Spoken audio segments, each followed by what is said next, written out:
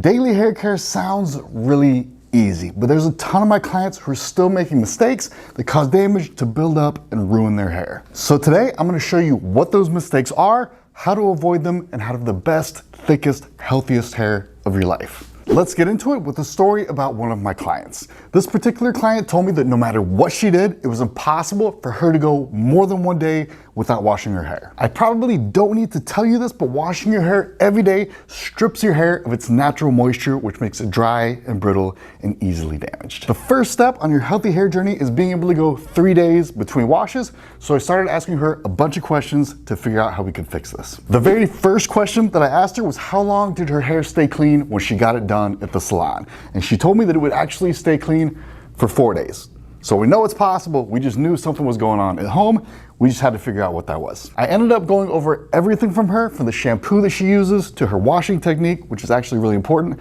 to which products that she was using in her hair, and I could not figure it out. I had no idea. A few months later, she came back in all excited. She's like, Chris, guess what? I figured it out. I know exactly how to go 3 days between washes now. It turned out that she had been using the exact same brush for years without ever cleaning it. So every time she got out of the shower and had clean hair, she would brush it with this old brush with all this dirty, gross buildup on it, put it right back on her hair, and make it gross. So from then on, whenever I'm trying to help somebody who has oily hair, I always ask them, how often are you cleaning your brushes? Because it can make a big difference. And it's not all or nothing. It may be that you have a dirty brush that's taking you from 4 days down to only 3 or 2 days. So even if your brush is only a little bit dirty, clean it.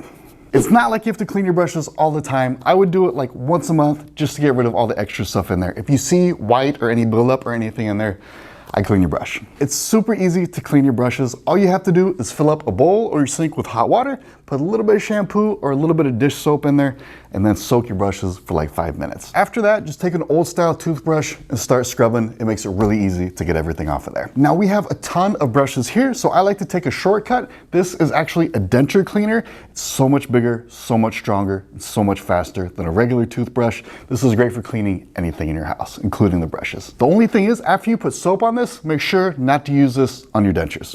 It's not for that. Believing some hot tools do less damage. You'll see some hot tools advertise themselves as safer than other hot tools, as in they do less damage, but this is really misleading. I've had a ton of clients in my salon completely destroy their hair thinking that these safe products will protect their hair, and the best way I can show you is what I call the oven mitt principle. Let's say that you're baking some chicken in the oven. If you reach your hand in and try and grab it, you're gonna burn your hand, so you can't do that. But you have an amazing idea. You are gonna turn the temperature down to 350 degrees. That way, it doesn't burn your hand. That's an absolutely terrible idea, and it's pretty obvious. 350 is still gonna burn your hand, and if you change the temperature, you're gonna mess up the entire recipe.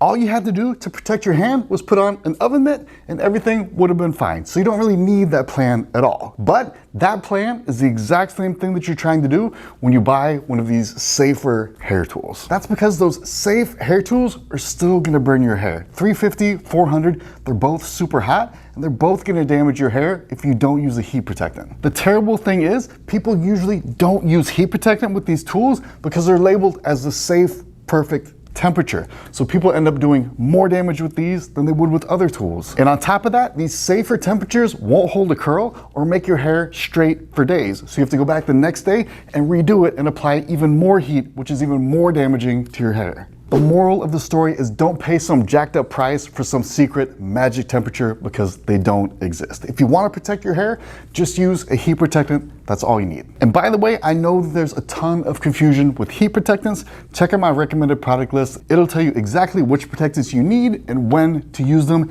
It even has videos to show you exactly how to use them.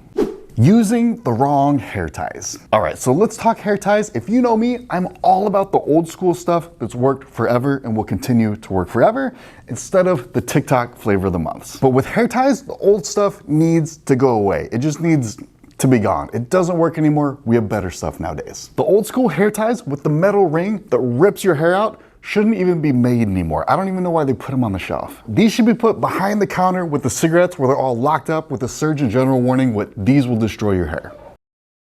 Anything that catches your hair and rips it out is obviously really bad for your hair, and these are some of the worst culprits. And it's the exact same thing with old school rubber bands. Yes, we have them at the salon. You need them for some styles. I totally get it. Try to keep it to a minimum. Just be super careful when you're taking them out of your hair. For everyday use, I would use a scrunchie or an Invisibobble. These things, the Invisibobbles used to be really expensive, but now if you check on Amazon, they're super affordable. There's no reason not to use them. If you're not familiar, the Invisibobbles are basically shaped like an old phone cord, if you're old enough to remember that. Basically what that does, it makes sure it doesn't crease your hair either. So you have a ponytail without a crease, makes life easier. I suggest them. Drying with a towel.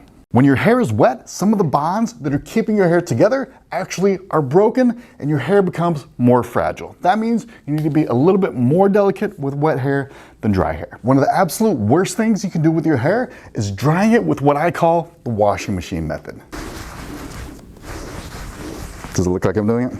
Basically, you take the towel and then you spin it really quickly over your hair, which is an absolutely terrible idea for a couple of reasons. Number one, like we said, when your hair's wet, it's more delicate than normal. So when you're spinning the towel around like that, it's really easy to pull a hair, put a whole bunch of tension on it, and snap it and break it without realizing it. If you have perfectly healthy hair, it's not that big of a deal. You don't have to act like you're drying your hair with a shroud of Turin, but if you have damage, it's a really good idea to be extra delicate. And number two, doing this motion creates a lot of knots and tangles in your hair, and a lot of people at home tend to go straight through the knots, ripping right through them, which does damage. It's not a good thing. At the very least, it's just gonna cost you extra time. Ideally, what you wanna do is take your microfiber towel and just press it into your hair. You don't need to move it a whole lot, just press it into your hair so it soaks up the water. That's all you need to do.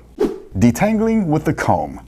Detangling with the comb is one of the all-time bad hair ideas. These things don't have any flex in them or any give, so if you snag a knot, you're gonna rip right through it and damage your hair. It's not what you want to do. At my salon, we always detangle hair with a brush that has flexible bristles. The flexible bristles, when they come into a knot, they flex away instead of ripping through it. It's much healthier for your hair. This is what you want to use. These are called wet brushes, and I actually spoke to someone the other day who was watching the videos and thought they were actually brushes that got wet. You don't need to wet your brush. This is just by a brand that's called Wet. Super easy on Amazon, super cheap. Check them out. Detangling naked hair. Another thing that you really want to keep in mind is that you should never start detangling your hair before you start putting your products in it. Detangling naked hair is much harder and takes a lot longer because the brush does not go through it nearly as easily as when you have products in it. If you know me, I always recommend a leave-in conditioner go on your hair first, not a leave-in treatment, not a leave-in serum, not a leave-in cream, a leave-in conditioner. This is the base product of your hair routine. This is the easiest way to prevent dryness and keep your hair super hydrated. But on top of that, it's an amazing detangler, which reduces the risk of breakage when you're brushing your hair. Damaged hair is especially prone to breakage when you're doing this. So for all my blondes out there, going blonde usually means doing a lot of damage. If you find that your hair tangles easily, do not be afraid to use some extra of this to help you get through the knots. Don't force it through. Sleeping with wet hair. Some people say that sleeping with wet hair causes extreme damage and destroys your hair.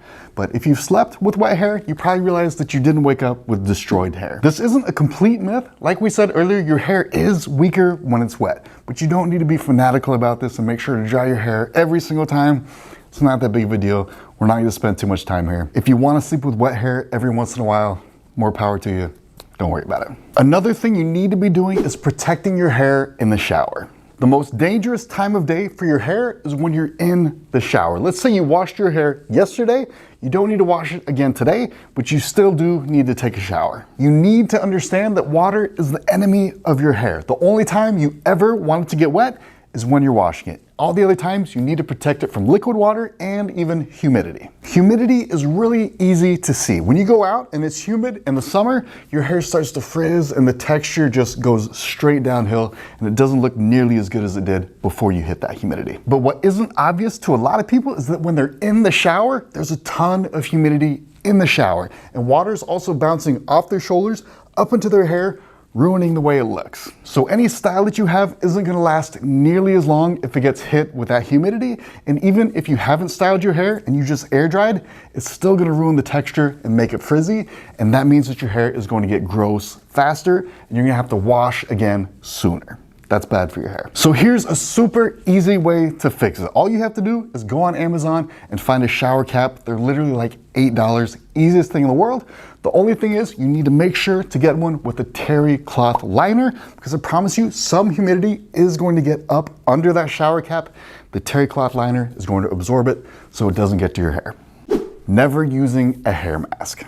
Everyone should be using a hair mask once in a while. I'll be honest, perfectly healthy hair does not really need a hair mask, but nobody in the real world has perfectly healthy hair. Eventually, you're gonna be out in the sun for too long, and that's gonna mess with your hair, or you're gonna let your friend do your hair for you, and they're gonna use too much heat and mess it up. Something's gonna happen along the way that makes your hair worse. If you leave that damage unchecked over time, it's gonna slowly build up and build up and build up, and you're gonna be like, what happened to my hair? I can't believe this. And that's especially true because hair is like skin. When you're 18, you don't have to do that much to it, but as you get older, it gets harder and harder to keep it looking good, and that can sneak up on you really easily, so you wanna do some basic maintenance to keep it healthy. That basic hair maintenance is a hair mask, and I would value this over everything else because it is 1,000 times better to prevent damage in the first place than trying to go back and reverse damage. It's not easy at all. The hair never goes back to 100%. So keep it at 100%. The real question is, how often do you need to use a mask? And the answer really depends on the state of your hair and how healthy it is. If you have super healthy hair, I would only use this like once a month. And that's just to counteract whatever might happen. Maybe you were in the sun too long, maybe you gave it a little bit too much heat, anything. This makes sure it stays in pristine condition. If your hair is really damaged, then I would use it like once a week. And I have clients ask me, can I use this twice, 3 times a week? Like, is there any maximum to it? And not really, you can use it that much. But honestly, with my clients, I haven't seen any more benefit. More than once a week seems to just be a waste. I would stick to once a week, but if you want to use it more, you can, go for it. If your hair is kind of in the middle and it's not super damaged, but not super healthy, then I would suggest you use this about every 2 weeks. Over time, as your hair gets healthier, you can back off and only use it every 3 weeks. And then when it gets super healthy, you can only use it once every 4 weeks. That's the goal. Using shampoo the wrong way. There are a ton of people still using shampoo the wrong way, and it really bums me out. I'll get emails from people saying, oh, Chris, I bought the shampoo that you recommended because I trusted you so much, but when I used it on my ends, it dried my ends out. Why would you do this to me? Why do you want me to have dry ends? I've been haunted by this question for so long that anyone who buys shampoo from my salon gets one of these things with video instructions on how to use every single product, because I get it. Not everybody can watch all of my videos, but you need to know how to use shampoo. It's extremely important. The first rule of shampoo is it never goes on your ends. Shampoo is meant for your scalp, where the oil is and where all the dirt is. This should never go on your ends because it will dry them out. The only reason you've been getting away with using Pantene on your ends for all these years is because Pantene doesn't actually work. It doesn't actually get your hair clean, so it doesn't dry your ends out. So please, everyone within the sound of my voice, this is your one opportunity to do your good deed for the day. Please tell everyone you know not to use shampoo on your ends. It will dry them out. Spread the good word, please. Hopefully you learned something by hanging out with me today. If you're still with me, I really think you'll enjoy this next video. Have a good one, guys.